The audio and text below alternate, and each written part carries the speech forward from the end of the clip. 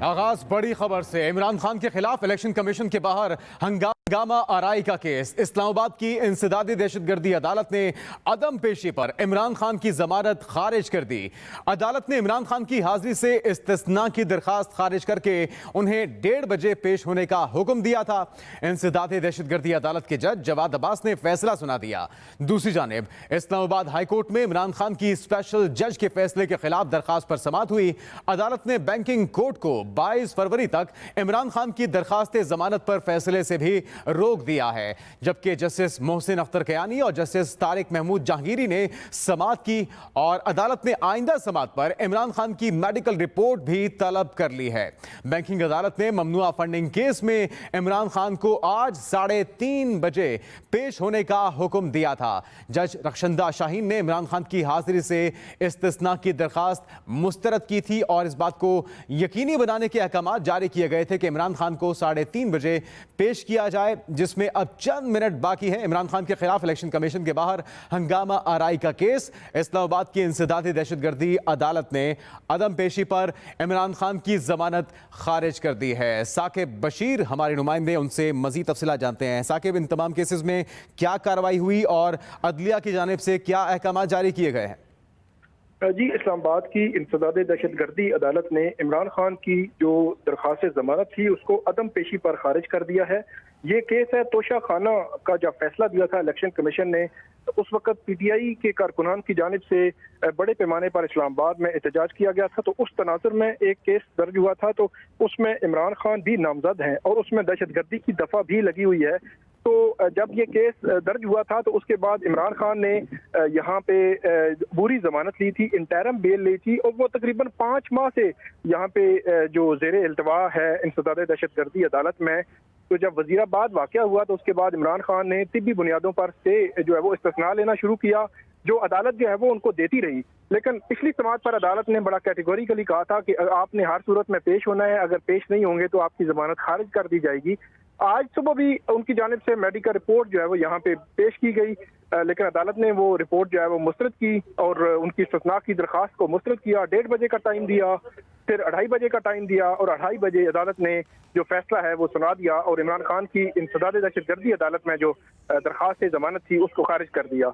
दूसरा जो केस है वो ममनुआ फंडिंग केस है। उसमें फॉरेन एक्सचेंज एक्ट के तहत इमरान खान के खिलाफ FIA ने मुकदमा दर्ज कर रखा है। वो उस मुकदमे में भी इमरान खान तकरीबन 4-5 माह से जो है वो अबूरी जमानत पर हैं और वजीराबाद वाक़े के बाद उनकी मेडिकल रिपोर्ट्स आती रही, इस्तिस्ना भी मिलता रहा। उस केस में भी अदालत ने उनको आज हर सूरत में अदालत हाजिरी ज़ाती हैसियत में हाजिरी जो है वो यकीनी बनाने का हुक्म दिया था। इसी के साथ जो वीडियो लिंक के जरिए इमरान खान के वकला ने पिछली समाअत पर कहा था कि वो जमान पार्क से वीडियो लिंक के जरिए अदालत पेश हो सकते हैं, तो यहाँ से दरखास्त उनकी खारिज हुई तो उसको इस्लामाबाद हाई कोर्ट में चैलेंज किया गया। इस्लामाबाद हाई कोर्ट ने अब 22 जो फरवरी है तब तक जो है वो ट्रायल कोर्ट को इमरान खान की जमानत की हद तक जो स्टे दे दिया है और इसको तो साकिब, क्या फॉरेन फंडिंग केस में भी इमरान खान 3:30 बजे तक यकीनी तौर पे पेश नहीं हो सकेंगे? उसके बाद फिर क्या कार्रवाई मुतवक्के है? अभी इमरान खान जो ममनुआ फंडिंग केस है उसमें इमरान खान की जो दरखास्त थी उसमें जज जो है रक्षंदा शाहीन बैंकिंग कोर्ट की, उन्होंने समाअत की है और उसमें समाअत में भी वक्फा कर दिया गया है। जो इमरान खान के वकील हैं सलमान सफदर, वो पेश हुए हैं तो उन्होंने कहा है कि हाई कोर्ट ने हमें जो है वो इसमें स्टे दे दिया है और हाई कोर्ट ने ये कहा है कि ट्रायल कोर्ट 22 फरवरी तक कोई फैसला नहीं करेगी और ट्रायल जो हाई कोर्ट है उसने जो इमरान खान की मेडिकल रिपोर्ट्स भी मंगवा ली हैं। तो अदालत ने ये कहा है कि आप जो मुसद्दका नकल है हाई कोर्ट के फैसले की वो हमें फराहम कर दें। अदालत ने कहा है कि फिर हम देखेंगे। इसी के साथ ही एक नई डेवलपमेंट ये हुई कि जो FIA के स्पेशल प्रोसिक्यूटर हैं उन्होंने इमरान खान का मेडिकल बोर्ड इमरान खान के लिए ये तश्कील देने की एक नई दरखास्त जो है वो दायर कर दी है और ये कहा है कि इनका मेडिकल बोर्ड जो है वो यहाँ पिम्स के डॉक्टर्स पर मुश्तमिल एक मेडिकल बोर्ड जो है वो तश्कील दिया जाए जो एग्जामिन करे इमरान खान की जो मेडिकल सूरत हाल है। उस पर अदालत ने ये कहा कि अगर तो हाई कोर्ट ने हमें रोक दिया ऑर्डर आने पर जो इसकी समाअत पर मजीद आगे बढ़ाने से, तो फिर तो हम जो है वो मजीद इस पर कार्रवाई आगे नहीं बढ़ाएंगे। लेकिन अगर हाई कोर्ट ने ना रोका तो फिर हम जो है ये दरखास्त सुनेंगे। अब दोबारा थोड़ी देर में जो जज हैं बैंकिंग कोर्ट की वो इस केस की समाअत करेंगी। जी दुरुस्त, बहुत शुक्रिया साकिब बशीर, आपने अपडेट किया। अवामी मसाइल की बात करें तो रातों रात हर चीज महंगी। जनरल सेल टैक्स की शरह 17 से बढ़ाकर 18% कर दी गई।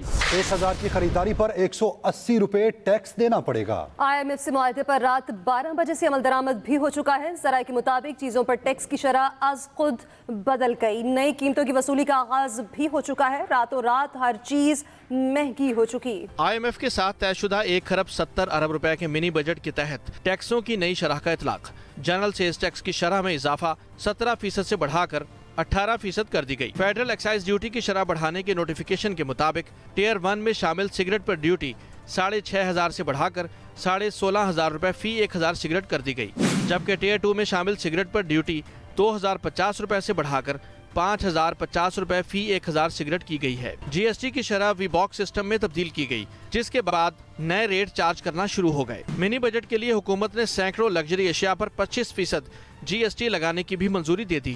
लग्जरी एशिया पर 25% GST का इतलाक आज के ज़िमनी फाइनेंस बिल में किया जाएगा। मिनी बजट में लग्जरी आइटम्स पर टैक्स लगाकर 60 से 70 अरब रुपए की आमदन का इम्कान है। दरामदी लग्जरी एशिया पर वजारत तिजारत ने कुछ अर्सा पहले पाबंदी लगाई थी। Irshad Ansari, Express News, Islamabad. GST पर ही बस नहीं, अवाम पर 170 अरब रुपए के टैक्स भी आज ही लगेंगे। विफाकी काबीना ने लग्जरी आइटम्स पर टैक्स बढ़ाने की मंजूरी दे दी। मिनी बजट की मंजूरी के लिए कौमी असम्बली और सेनेट के इजलास कुछ देर में ही शुरू होंगे। कौमी असम्बली में रूल्स मुअत्तल करके मिनी बजट पेश किया जाएगा। फाइनेंस सप्लीमेंट्री और टैक्स कवानीन तरमीमी बिल्स मंजूर कराए जाएंगे। कोरम मुकम्मल करने के लिए रात ही तमाम अरकान को पैगाम भेज दिया गया। ऐवान में अपोजिशन की जानिब से शदीद एहतजाज का इम्कान जाहिर किया जा रहा है। GST पर ही बस नहीं हुई, अवाम पर 170 अरब के नए टैक्स भी आज लगेंगे। विफाकी काबीना ने लग्जरी आइटम्स पर टैक्स बढ़ाने की मंजूरी दे दी। मिनी बजट की मंजूरी के लिए कौमी असम्बली और सेनेट के इजलास कुछ देर में होंगे। कौमी असम्बली में रूल्स मुअत्तल करके मिनी बजट पेश किया जाएगा। फाइनेंस सप्लीमेंट्री और टैक्स कवानीन तरमीमी बिल्स मंजूर कराए जाएंगे। कोरम मुकम्मल करने के लिए रात ही तमाम अरकान को पैगाम भेज दिया गया। ऐवान में अपोजिशन की जानिब से शदीद एहतजाज का इम्कान है। अपडेट करें इस हवाले से। GST पर ही बस नहीं हुई, अवाम पर 170 अरब के नए टैक्स आज लगेंगे। आम इंतखाबात की तारीख देने से मुतल्लिक इलेक्शन कमीशन का आला अदलिया से रुजू करने का फैसला। चीफ इलेक्शन कमिश्नर की ज़ेर सदारत मुशावरती इजलास जारी है, जिसमें ज़राए इलेक्शन कमीशन के मुताबिक इलेक्शन कमीशन का मौजूदा आइनी बहरान पर आला अदलिया से रहनुमाई लेने का फैसला।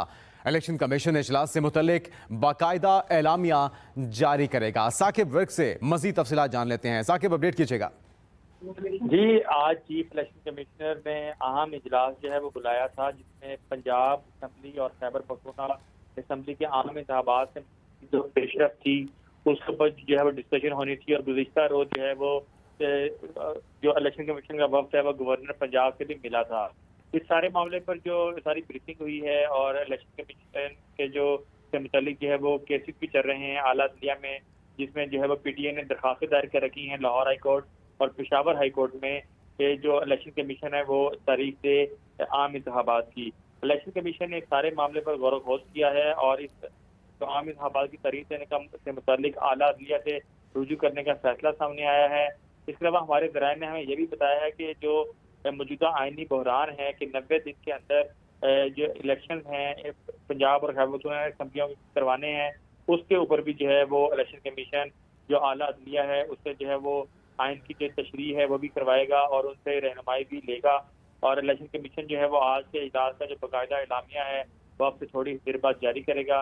लेकिन अहम जो फैसला जो हमारे ज़राए ने हमें बताया है वो यही है कि आला अदलिया से इलेक्शन कमीशन जो है वो रुजू करेगा और आम इंतखाबात की तारीख देने का जो मामला है उससे मुतालिक भी जो है वो उनसे रहनुमाई लेगा और आइनी बहरान जो है इस वक्त मुल्क में उससे मुतालिक भी रहनुमाई ली जाएगी।